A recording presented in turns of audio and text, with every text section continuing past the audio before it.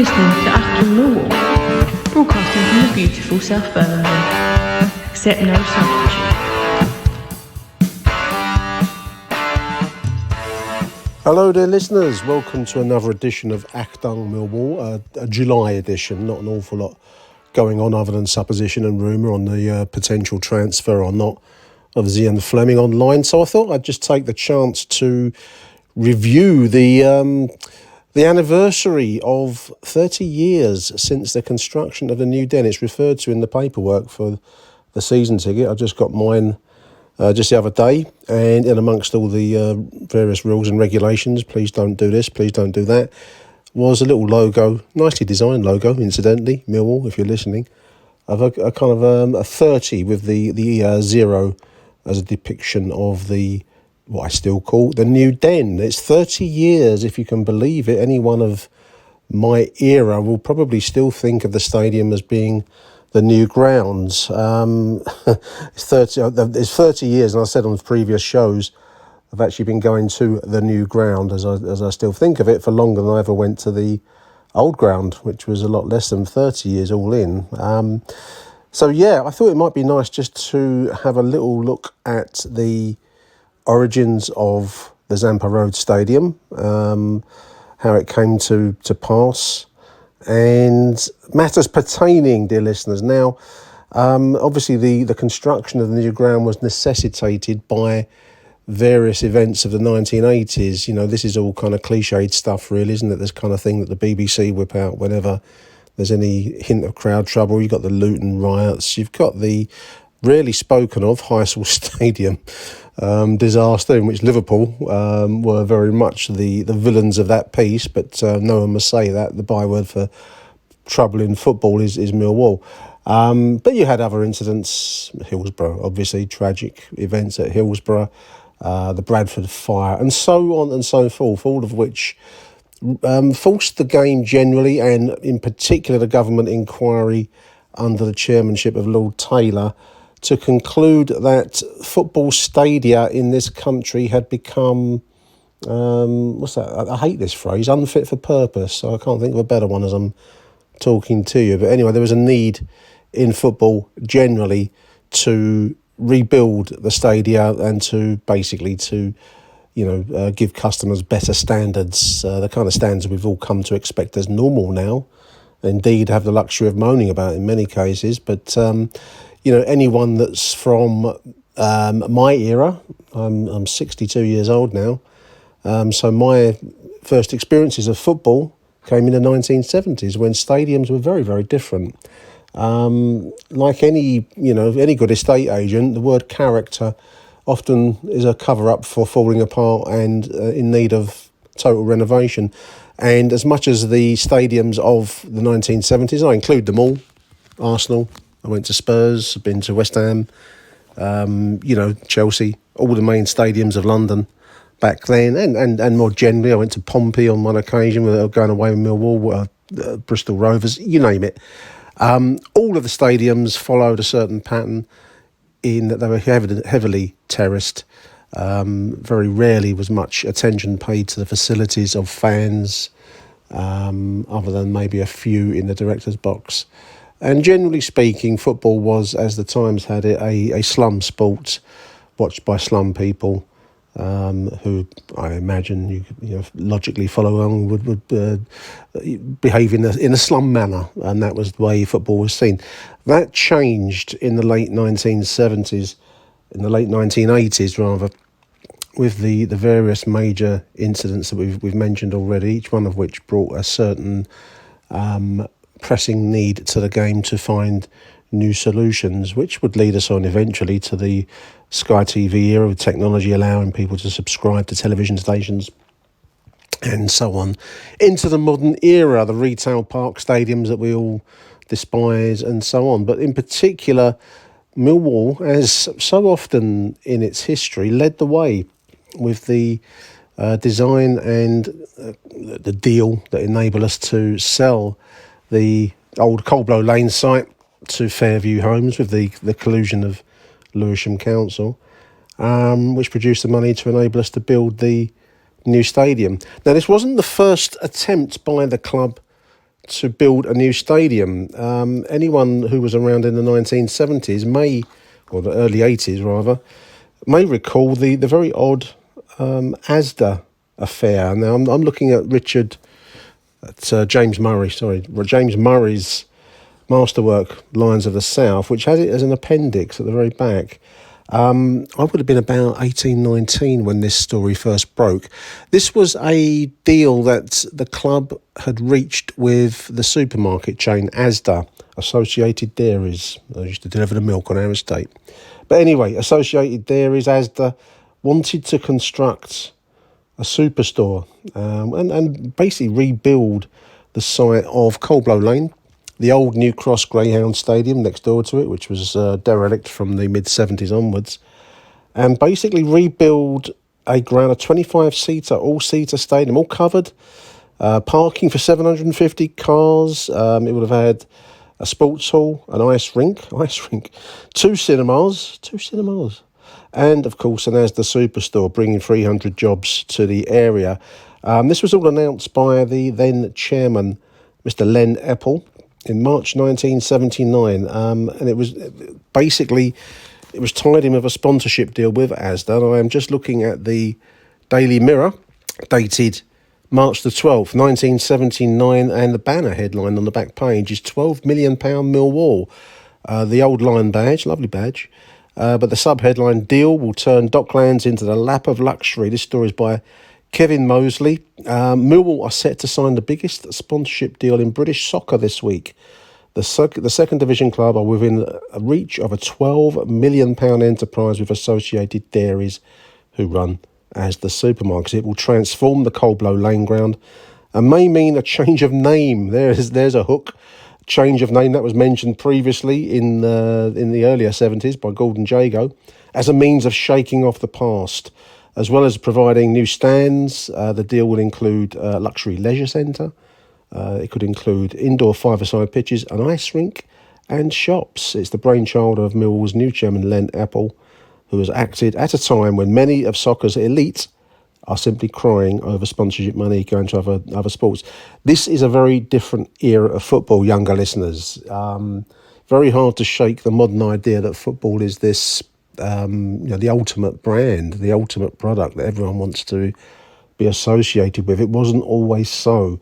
In the late 70s and early 1980s, I would say the game was dying.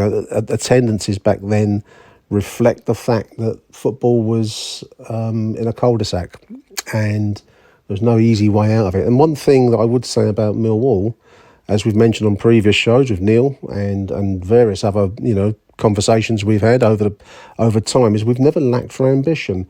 And in fairness to Len Eppel, this was a big deal. I mean, this is the back page of the Daily Mirror, March the 12th. £12 million. 12 million then was a big deal. This was before the era of the modern cash machines sloshing around in the game. This was big news. This deal with Asda gradually hit various problems. One of the big issues with the old den, Coldblow Lane, was land ownership. Apparently one of the issues that eventually put paid to the deal. It dragged on over the early 1980s, really, until in the end it just died a natural death, this issue. But there were gas mains, water mains, land ownership problems. Asda started to get cold feet, and gradually the plans for the rebuilt stadium would go from being an all-seater, all-covered stadium down to a partially covered stadium with terracing at one end, as requested by fans, interestingly. Eventually, the Asda deal would peter out and fade away, and Asda would instead focus their attention, it's oddly one of life's great coincidences, on the Cross Harbour site on the Isle of Dogs, which was, as we've said many times on these shows, a previous site of Millwall Football Club. That was a total coincidence, but one of life's strange karmic circles. And it would eventually die out in the mid-1980s. But the idea of the construction of a new ground for Millwall never really left us because of the problems of Coldblow Lane. And one of the main problems of the old ground was that access around the stadium was not easy. It was one of the quirks of the old ground that you couldn't walk around the stadium, but on a street level, without a huge detour. You had to kind of walk a long way out of your way to find yourself on one end or the other end of Ilderton Road or Surrey Canal Road to come a long way round the back to get to the other end. There was no easy route around it. And one of the main elements of the Taylor report, amongst many things, the main thing was, of course, all-seater stadia were going to become the norm in English football. But also you had to have vehicular access all the way round for emergencies and basic stuff, really, I suppose. Not completely unacceptable, but it meant that the Coldblow Lane site was effectively unusable once the terms of the new law came in. So the club were presented with a real dilemma to find a way out of it. And that solution was, of course, eventually in the early 1990s to sell up and to Fairview Homes and to move on. A big factor in that decision, because many fans at the time were distraught, upset, distraught, whatever word you want to choose, at the prospect of leaving Coldblow Lane. I can well remember when this news first broke that we would indeed finally be moving away from Coldblow Lane. This would be in 1991 when it was announced. Many fans around me on the terraces were not happy. Many were even saying they wouldn't go to the new ground. Such was the level of unsettled, the unsettled nature of the times. Let's put it that way. The announcement initially came in. There's a report here linked in with losses for Millwall Holdings, which was the owning company of Millwall FC. The numbers all seem much lower compared with the modern times, but in the year of May 31st, 1993, pre-tax losses for Millwall Holdings were cut by 1 million, so moderately good news, I suppose. But it was still 1.7 million in the red, and turnover was lower. Basically, we were broke, listeners, so we had a problem. We had to build a new stadium, and we had no money. And the only way to do that, with, again, the collusion, in fairness, we would come on to become enemies later on, but at this time, Lewisham Council enabled us to, gave permissions to sell the site of Coldblow Lane, which is now the housing estate that I referred to when I did my little walkabout show the other day, and sell it to Fairview, and they would release land, give a lease on the site of Senegal Fields, which was largely derelict land. It was a park, but it was land that needed something to be done with it, and that something was, of course, the construction of the new Den in 1993. The first new stadium, actually, to be built in the country since 1910, which is, apart from Scunthorpe. I think Scunthorpe had built, what's the name of their ground? Glanford Park.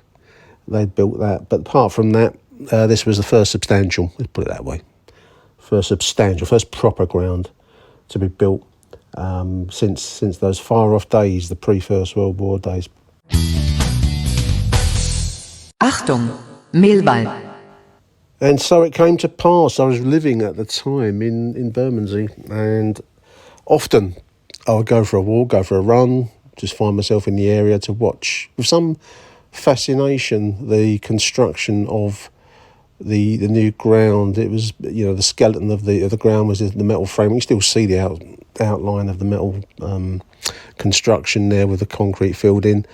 And I would often go along Ilderton Road and down Zampa and around Stockholm Road just to have a look, because there was a sense of unreality to it, listeners. I don't know if anyone listening to this show recalls it, but if you were in the area, I found it both an odd combination of fascinating and unreal.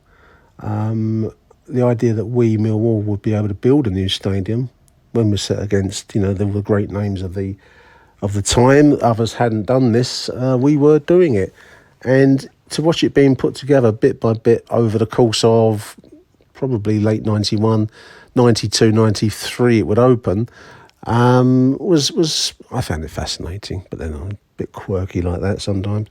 Eventually it would come to finish, to completion. The Daily Mirror Tuesday, the 3rd of August, 1993, back page.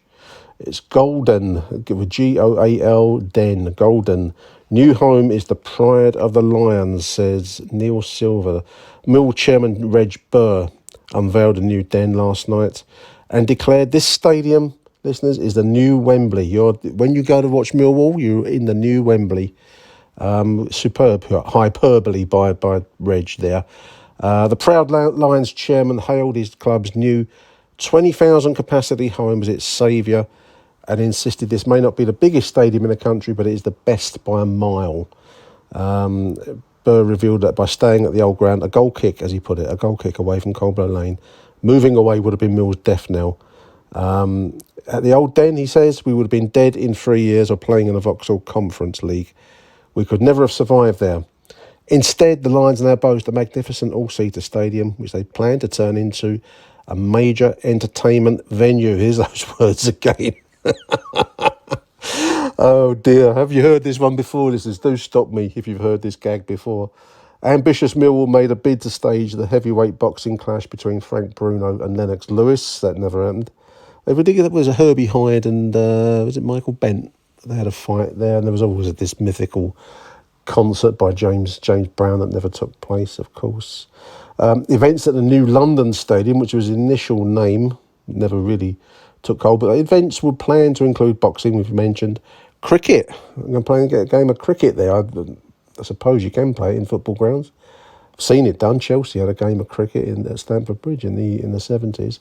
But cricket was planned, American football was planned there, and music festivals, plural. We regard ourselves as a direct competitor to Wembley, said Reg Burr. South London is historically a hotbed of boxing, and we're expecting to put on a number of fights. Never really happened, did it, listeners? Shame. First one is James Brown, here we are. Hardest working man in show business, never made it to South Bermondsey, sadly. He's got it planned for the August the 30th, and he will be performing, and we expect a full house. Here we are. Season ticket sales are up, says Reg Burr. So no, it was... There's a follow-up report a couple of days later, the opening fixture, a very, very memorable event in my life. Millwall 1, Sporting Lisbon 2, house warmer, beautiful, brand spanking new stadium, great line side, beautiful kit. The effect of walking into the new ground was the first time I'd been inside the stadium. I'd seen it being put together from the outside, but the first time I entered the new ground, I left it late getting tickets for some reason. I thought I might just be able to swan in there, but actually it was nearly a sellout. I think it was about 18,000 in the new ground with its capacity of 20,000, of course. But I just about got a ticket, and I was in the lower deck right down by what is now the away end. But I must admit, when I walked in, my jaw dropped, and I felt quite, I think, proud. I think I've said this before, and I shall say it again, dear listeners. I felt quite proud at the sight of what we had built, because I know we're now 30 years on, and some might even be laughing at these words, but I just thought it was a wonderful stadium. I remain convinced it's a great stadium. It's certainly my favourite stadium to watch football, and I've been to a few now over the years, a few modern stadia. I think as a theatre of football, it's unparalleled. When the Den is rocking and we're behind our team, as we all know, there is nowhere else in the country that I would rather have my team playing. And there we are. Princess of Wales was due to make a surprise visit at one of these music festivals. Did you know that, listeners? She never made it. The Dundee Courier, that was a strange choice of publication. Of the 28th of April 1994, Princess of Wales, Diana, was making a comeback, and she was expected to be at one of these massive concerts that never happened. Superstar George Michael was going to play Millwall Football Club. The Princess, who knows George Michael through her work on AIDS charities, rang him on Tuesday night. This is in April '94, after he'd returned from an overseas tour, trying to get together for this show that was planned to be at Millwall. I think Princess Diana was gagging listeners to get down the den. I think that's the best way that I can put it. Over the years, of course, capacity has reduced, I suppose. Initially, it was set at 20,000. I think the Arsenal game still remains the highest. We played Arsenal in the early 90s, and that remains the highest attendance. But we did get close to it last season, didn't we? A couple of times we got 18,000 plus attendances, which is all to the good. Achtung, Millwall. The new stadium was constructed, as we've said, during the course of 1992-93, and there's a fantastically detailed piece on the millwall-history.org.uk website. If you ever want to take the time to have a look, I fully recommend it. If you're any way nerdy like me, it gives you chapter and verse, an extensive article from the Architect's Journal regarding the construction of the new grounds, some costings, design plans, a fire engineer's account, all related to the building of the new London Stadium, as it was called at that point. That name never really stuck. I never liked it, and it rapidly became the Den, the new Den, then just the Den in everyday parlance. But anyway, it's called the New London Stadium initially. £15.5 million was its total cost. There's a nice little pie chart here I'm just looking at, listeners, a cost analysis of the New London Stadium. £15.5 million, 1992 prices. 32% of that cost was the superstructure, frame and cladding of the ground. Internal walls, 23%. So the actual, what you might call the bones of the stadium was probably about half of that cost, about 7 or 8 million. Then you've got the various M&E services. Pitch, strangely, just 3.2%. The very point of the stadium is the pitch, but that was just 3%, just over 3% of the end cost. Now the article is extensive. It's from the Architect's Journal, so it's fairly dry. It does contain some fantastic detail in there. The architect's account, Nick Parkinson Partners, Miller Partnership, client account, David Marks. So the decision, as it says here, to move from the Den of Millwall Football Club's home for more than 80 years was based on two criteria: the need to adhere to the Taylor Report, which we've mentioned already, and create an all-seater stadium, but also create a facility that would take Millwall into the 21st century, which is where we are right now, listeners. They've got a nice plan of the new ground. 4 individual stands, the capacities of each. This is wonderful detail. The Coldblow Lane end, home end, 4,382. Same with the away end. Both the side stands, the Barry Kitchener stand, slightly larger, 5,354. The Docker stand, 5,135. The balance, that makes a total of 19,253. So just over 5,000 in each of the side stands, 4,300 odd in each of the end stands. Then you've got the exec boxes, 320 exec seats and kitcheners for 400, and disabled spaces, 173, making a total at the point of construction of 20,146. That has reduced slightly with the needs of and reactions to various incidents in the ground. It's probably in net terms, we've got 18,000 in last season. It's probably about full whack. I'd say that some of the front rows were removed at various points in response to, what should we call it? Bits and pieces. Some wonderful drawings showing the site angles for the construction of the stands, each of which were pretty much the same. The architectural company, Miller Partnership, also worked on 2 other major stadiums, very much built in the style of the times. Obviously, football grounds would evolve into the more single tier look that we see more often nowadays. I repeat my point earlier on, listeners, that Millwall, along with Ibrox, which is another stadium built by this partnership, and Windsor Park, the main stand at Windsor Park in Belfast, follow similar patterns: upper deck, lower deck, similar kinds of angles, same kind of look. To be honest, I'm just looking at the Irish FA, Northern Irish FA, Windsor Park Stadium there. There it is. It looks very similar to what we'd see at the Den. And of course, famously, Ibrox, just looking at the main stand behind the main goal, the home end, same kind of look, obviously with the blue seating, very, very similar to the Den, with the angled roof and side pieces that we know so well. So yeah, the stadium was wonderful artist impression as well. I'm just looking, this is the Den, listeners. It looks like dreamy, beautiful people wandering on sunny days amidst leafy trees just outside a pristine looking hand-drawn new Den. Beautiful stuff. The main emphasis of the ground was to keep spectator proximity to the pitch. For that reason, the architects had kept the lower seating decks quite shallow, 14 rows maximum. As a result, the upper tiers are quite steep and are kept close to the pitch. This also, in my non-architectural opinion, helps with the acoustics of the ground, because on its day, as we've said already, as you know, as I know, and I think as many fans and clubs around the country know, on its day, the Den can be insanely loud with fairly moderate attendances, let's be fair.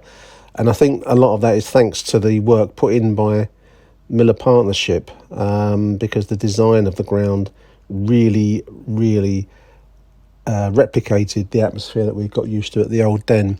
So I think they're unsung heroes, really. So yeah, here we are. Construction started in May 92. That had been round about when I was living at Linton Road, just up the road. Completion August 93, which was achieved. A 3-year contract signed with Ogden Entertainment. There's a name from the past, or any older listeners. Ogden were an American stadium management company, and they were going to really launch us into the modern era with fast food outlets like McDonald's, like KFC, Burger King. You name your fast food cardiac arrest choice of nourishment, and they were going to be at the Den. Sadly, along with the James Brown concert and the big time boxing, cricket and American football, Ogden never really delivered what they were promising. Sadly, the Den over time became it was a regular football stadium in the end. There was a rugby league match played there in 2015, I've read. Wigan played, I think it was a French side, and also I've never seen cricket there, but we have had some internationals. Most recently, Australia played Ecuador in 2017, just ahead of the return of Tim Cahill, of course. But the plan was that it would accommodate all sorts of sports, and it would become multi-use, as that magic word would have it, including, as we say, under 21 and B internationals. We haven't had many of them over the years. Rugby league we have had on one occasion. American football and hockey. Never seen hockey at the Den. So there we are. Fantastic article, well worth, a very in-depth piece, the fire and plans of the stadium. Wonderful reading. Do have a look at it, dear listeners. Achtung, Millwall. The first season at the Den was a strange season, actually. It would finish with hope, in the sense of the Derby players, but that would all fall flat on its face, of course, with incidents during the game at the Den in the playoff game. But the first season took a while to get a sense that this was our new home. Actually, I know that our first home game was against Southend in August, first league home game anyway, apart from the friendly, and we got beat 4-1. I think that was a TV game on ITV, and it took us a while to start to get to grips with it as a home ground. The first home win was against Barnsley, which I think was in the September. But the average attendance for a season that would finish with playoff football, the chance to get back to the Premier League, just 10,000. And then obviously in seasons to follow, life would go downhill somewhat for Millwall during the course of the 90s. At average attendance in 94-95, just 7,600. And then with relegation in the late 90s to Division 2, low attendances, that's 97-98, 7,000. 6,958 on average, 98, 99. It would recover gradually, and it is. I mean, the emphasis is on gradual. A good season in 2001-2. That was another playoff season, but it would take a long while for the Den and Millwall to become fused. I think we are fused now. I must admit, initially, I always went to the new ground, as I call it, with a sense that I was in somebody else's house. Very nice house, but in somebody else's house. I wouldn't say that now. I think now the Den is ours. I don't really think about the old Den very often. Occasionally, other when I do these shows, which some would say we flog on about the old Den. But so you take that with a pinch of salt, dear listeners. But anyway, you know what I mean. When I'm at the ground, when at Millwall, this feels like home. It feels very much a Millwall ground now, and bit by bit over the years, we've had a couple of good seasons recent years. Attendance wise, 13,000 2017. That was a near miss playoff run, wasn't it? 13,600 2018-19. Going to leave out the COVID season, which is a bit of a an unusual event, and then 12,900. I dare say last season will be pretty good as well. We had some big attendances. I haven't got that figure to hand. The location has always made it a favourite spot of film and TV. It did, of course, double up on the Sky TV series. The Dragon's Lair, it was known as, Harchester United in the TV. Was it a Sky TV series? Dream Team? Apparently it's appeared in an episode of the ITV show Primeval. I'm going by Wikipedia, wonderfully written piece on Wikipedia. It's also been used in the bill. Nike have shot some adverts there. Kit Kat apparently made their Cross Your Fingers advert. Whoever's written this has really picked up on the trivia, including a wonderful bit about celebrity soccer sixes, which took place in 2008. I can vaguely remember this. Film and television stars played at the Den, dear listeners, in 2008 on behalf of the Samaritans charity. Baby Shambles, which I think was that Pete Doherty, failed to retain the trophy, losing 3-2 to Dance Act Faithless. Who was in Faithless? Is there an electronic trip-hop house and trance band, apparently?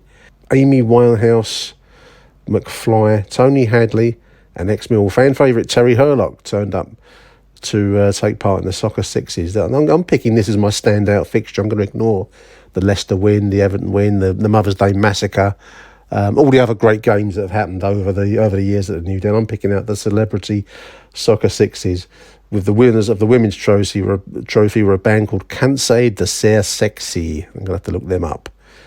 CSS, known as Portuguese band, Sao Paulo.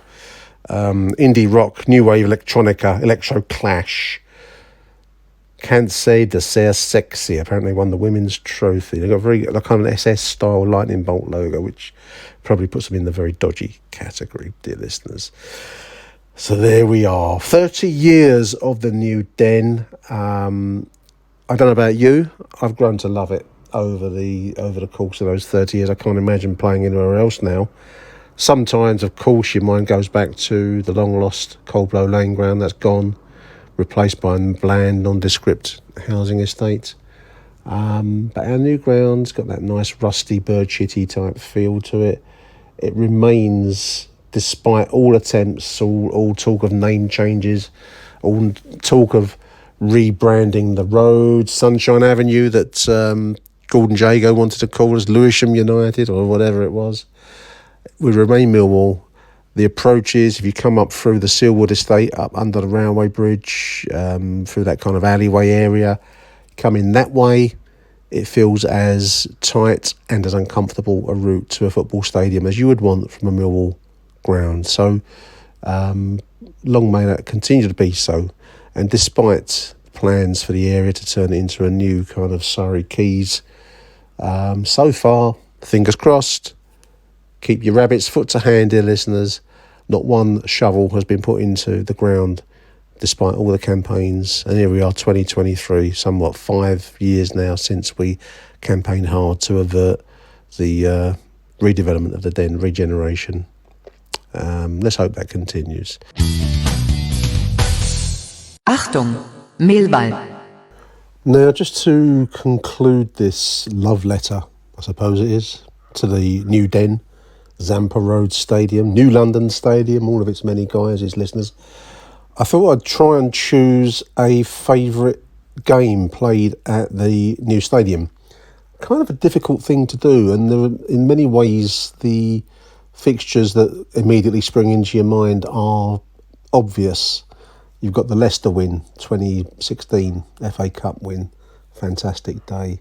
The defeat of Everton, obviously, more recently. Going back, Mother's Day massacre, and you've got the, even lesser fixtures perhaps, such as the defeat of Wolves in the 2001-2, the Steve Claridge penalty night. The day we beat Stoke with just 9 kids. Was that 98, 99-ish, something like that. So, as I say, some are fairly obvious. It's kind of hard, in truth, to weigh one up over another. So instead what I've done is I've picked a favourite fixture, well, one of many, but one that sprang to mind from this very first season at the new stadium, 1993-94. It was a New Year's Day win. Probably the first big game situation, big day, big match. It was a win over Crystal Palace, 3-0 defeat of our much despised local rivals. New Year's Day, January 1994. Probably was the first time, in truth, in a competitive fixture that I got a real sense, we all got a real sense of what the new stadium could be like. Fantastic atmosphere.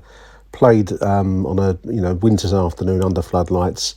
There is YouTube footage of it to be had. If you type in Millwall Crystal Palace 1994, it'll pop up. It's a 3-0 win. Very grainy, old school video footage, but wonderful, all a bit luminous. But it's great to see it, including some fantastic players, not least being John Goodman. Just watching the opening goal here, there's Etienne Verveer, dear listeners, E.T., wonderful little chip into the box. And there's John Goodman heading home from close range in front of the adoring fans at the Cold Blow Lane Inn. Wonderful kit, that pinstriped royal blue kit, white shorts.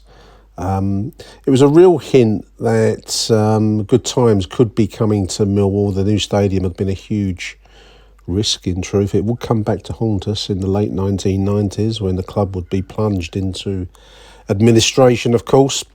But at this stage, 1994, in front of the 16,300 at the Den, all that seemed very, very far away. Second goal, just watching now, do have a look at it on YouTube, it's well worth it. What a gold mine of info it is on YouTube. And there is a wonderful corner, header down, and there's Etienne Verveer, wonderful, exotic, wonderful player in the royal blue shirt, backheeling it onto the crossbar and into the net from a left-sided corner. I used to love E.T., dear listeners, man of mystery in some ways. Was it Dan, Lions TV, managed to get him for an interview a couple of years ago. Really interesting bloke. He's working now, I think, in Amsterdam as a physio or something of that kind. And kudos to Dan for finding him and nailing that interview. It's a wonderful bloke to listen to, Etienne. And then there's Dave Mitchell, another great player. For the Lions, a much-travelled player, of course, being pulled down for the third goal, which was a penalty on 61 minutes from Alex Ray. What a player Alex Ray was, what I wouldn't give. What limb would you give, dear listeners, to have Alex Ray back in a Millwall shirt, in his prime, in his pomp? And he buries the penalty, bottom left-hand corner, for a wonderful 3-0 win. As I say, first big win, big game. Big situation at the new ground. So I've picked that one out as my choice of fixture. Millwall 3, Crystal Palace 0, played on January the 1st, 1994. 16,779 was the attendance, to be exact. Goals by John Goodman, 51 minutes, Etienne Verveer in the 59th, and then 2 minutes later, Alex Ray slots home a penalty, 61 minutes.